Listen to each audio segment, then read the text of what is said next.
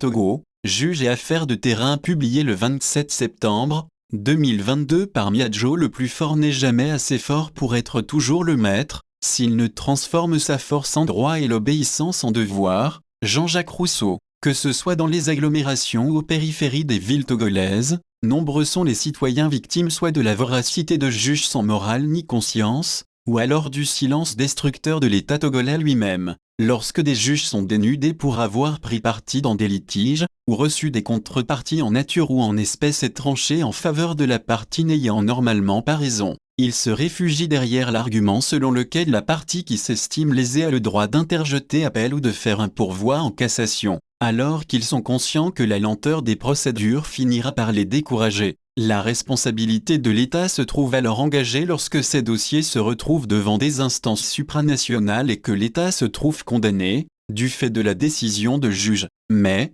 comme si le juge était au-dessus de la loi, il va et vient, sans risque de sanction. Nombreux sont des dossiers qui attestent de cette complicité de l'État à travers ces juges. Ces derniers ne prononcent-ils pas la fameuse formule au nom du peuple togolais? L'autre situation non moins dommageable aux citoyens concerne des dossiers dans lesquels l'État accapare des domaines d'autrui, au nom de l'utilité publique, et dans le but d'adoucir les peines des populations dont les terres sont réquisitionnées par l'autorité. Il existe des dispositions claires et intangibles. Il est vrai que la commission d'expropriation, COMEX, n'était pas encore née au moment de certaines expropriations, surtout les cas du siège de la Cour d'appel et de la nouvelle gendarmerie, mais depuis l'arrêt de la Cour suprême en 2016, 6 bonnes années sont déjà passées. L'État togolais a été condamné par les 3 niveaux de juridiction du Togo, sans qu'il y ait besoin pour les collectivités victorieuses de se transporter devant les instances communautaires de la région ouest africaine. Il ne reste à l'État togolais qu'à s'exécuter dans cette affaire.